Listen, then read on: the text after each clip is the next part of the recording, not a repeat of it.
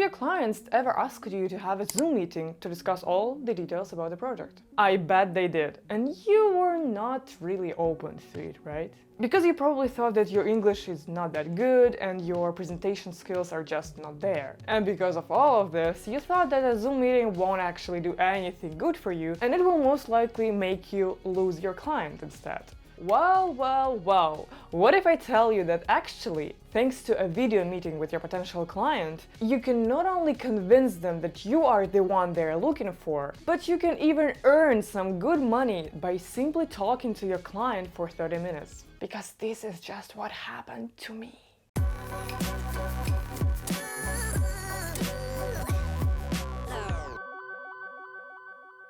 Hello to all the people out there. My name is Polina Gif, and this is another episode of the series Freelance Tip of the Month. In this video, we're going to talk about the importance of Zoom meetings with your potential clients, because I just got $50 from someone who decided not to work with me, but was so thankful for the introductory session on Zoom that we had for 30 minutes. Listen to my story and then take action right away, guys.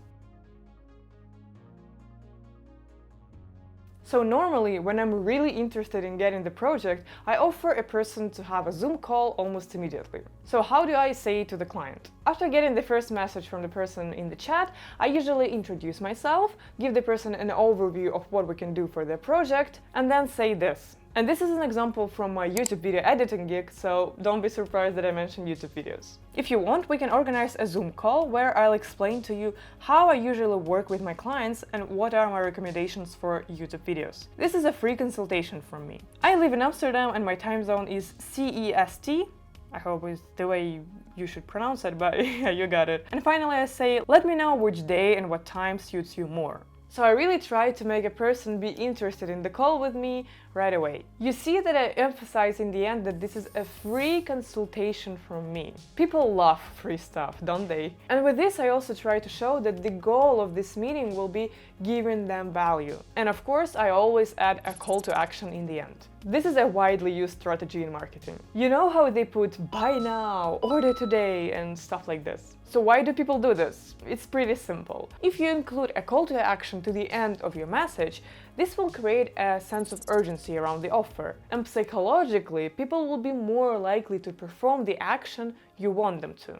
Next, when I ask them to mention the day and the time they prefer, they just immediately start thinking about it and they don't have any confusion about what their next step should be. And the less confusion your buyer has, the more likely he is to proceed with the offer. One of the top 10 or maybe even top 5 things that I understood about freelance after working like this for 2 years is that you always need to make the working process for your buyer as straightforward and as easy as possible.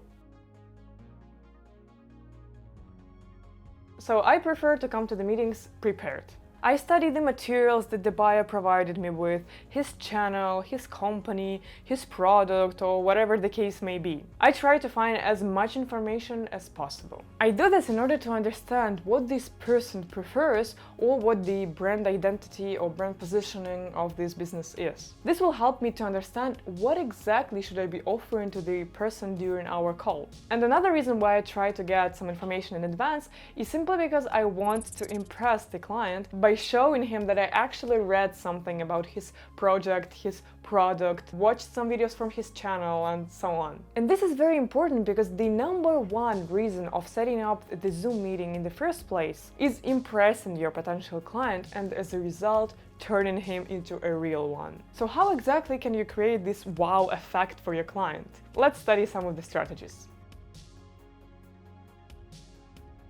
Well, in my experience, the strategies that I'm going to share with you in a minute are really absolutely essential and the most efficient. First of all, remember to ask questions. It shows the buyer that you are truly interested in his project. You can start the call by introducing yourself and asking the person to tell you more about his company, his channel, or whatever the case may be. Just show that you are interested in getting to know them and their project better. Next, as we briefly discussed before, it's really important to show your client that you actually did some research. This will show your client that you got some information about him prior to the meeting, which essentially suggests that you are willing to go an extra mile for them, even if they didn't place an order yet. For example, take something from the introduction and tell that you actually saw this on their website. And maybe you can even ask a follow-up question mentioning something from your research. There are various ways that you can use in order to show your client that you actually cared to receive some information on your own. But my absolute favorite is, and this is actually the next strategy that you can use, is doing a small case study. What do I actually mean by this? Let's take my example. I am a video editor, and so I help a lot of YouTubers with the editing process of their videos. So when I have a meeting with someone who has a YouTube channel, I like to take one of his videos and to sort of review it or give him feedback about it, not just giving a critique. I think a very good strategy is giving a compliment first. I would just say that he did a really good job in this and that, in mentioning some of the aspects of the video. And then, which is probably the most important part, I will mention what and how can be improved in my personal opinion. This will be like a verbal sample of my work, you know? It's really important to keep it short, of course. You really don't want to throw a bunch of information on your client at this stage. After giving my client some suggestions on how his videos can be improved, I think it's always good to mention that I already had an experience of working with something similar. You can just say that you had this client and then you did this and that for him, which resulted in an enormous increase in sales, for example, or whatever the case may be. Or you can even ask the person if he actually wants to see some of the examples of your work, and you can do so by sharing your screen, for example, and just showing your client something from your portfolio and commenting on that. This will be really cool, I think. But this option, of course, requires some preparation in advance and a good portfolio. If you don't have a good portfolio yet, you can simply mention an imaginary project you worked on. Come on, all of us really have to do it in the beginning of our career, so there's nothing bad about it. But please don't mention something that you really cannot achieve. This will be not a good strategy, no, not at all. But let's face the truth. We need to do this because we know that people don't trust sellers without any experience. So you have to play around a bit with it and get creative, you know? Finally, it's very important to be professional during the call. It starts with your appearance, of course. My appearance today is not for a Zoom meeting. Yeah, for sure.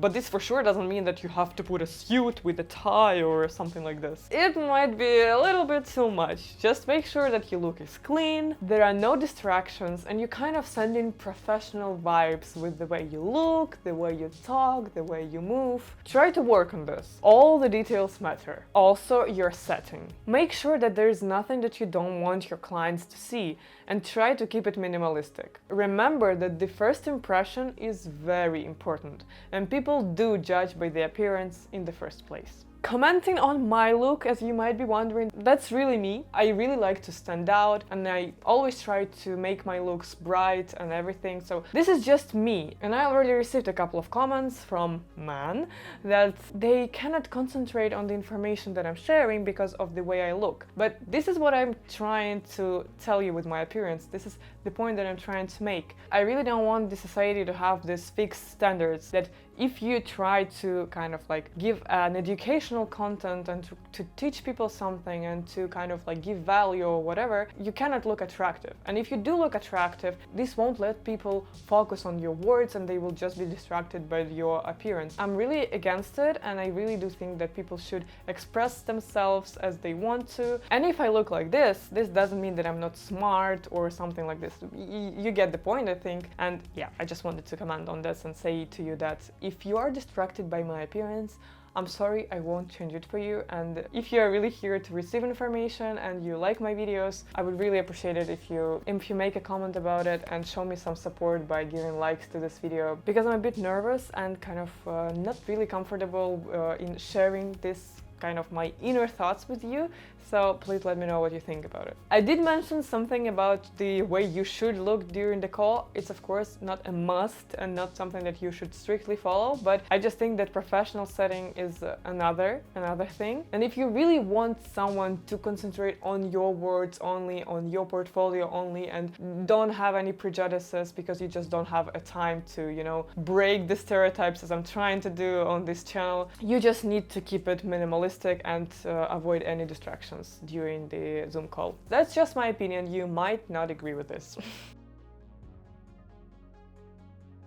So after a Zoom meeting, make sure that you send a follow-up message to your client. Express how nice it was to meet them and give a short summary of the call. Don't forget to mention the next steps that you agreed on during the call. Remember a call to action? Don't forget to finish your message with the call to action that we discussed before. I really hope that if you try implementing everything that I mentioned today in your strategy, you will get more clients. Please remember that the most important thing is focusing on giving value to people and helping them. And then you will be rewarded. For sure. And talking about that $50 that I mentioned in the beginning of this video, even if you don't end up proceeding with the project, you can receive a good money as a thank you for your help gift. This is what happened to me a couple of days ago. I didn't even think that this was possible. I was just really willing to give value to the person, to help them, and I was really interested in the project. We had a relatively short Zoom call, like 20 or 30 minutes max, but I tried to give as much value as I could. I suggested a lot of ways in which we can improve the product, I gave several pricing options, and so on. And then next day, this person just told me that this is out of their budget for now, and they will be proceeding with their project themselves. They will be working on the editing themselves for now. But they also told me that they really appreciate the time that I spent on them. And that's why they were willing to compensate for it and send me a $50 as a thank you gift. I never saw this coming, but now you see that it's possible. And that's why I think that a Zoom meeting can be so beneficial for you. It really helps you in getting the clients, and it also might be profitable. But now it's your turn to take action. Let me know in the comments below whether you changed your mind about Zoom meetings, whether you'll be offering them from now on, and what will be your strategy. I'm super curious to hear this. Also, I have very good news because I just made a PDF guide for you with a lot of professional response templates that you can use in communication with your clients. You know how on Fiverr they have these quick responses in the chat? Well, I made a list of essential quick responses that will help you to give a professional impression on your clients if you, for whatever reason, are not really confident in your English skills. There are things like suggesting a Zoom call, encouraging your clients to give more information about the project, the text that you can do when delivering your order in order to ensure the best review afterwards. Very important follow-up messages that will help you to get the clients that you couldn't get before. So basically, responses for your freelance business for all occasions. And all of my strategies in getting clients and receiving the best reviews are in there. Also, if you like the information that I shared with you in this video, you know what to do. And if you're interested in getting more tips, consider clicking on the playlist that you see on your screens now, which includes other episodes of this series. Thank you for watching, and I'll see you in the next video. Пока-пока! After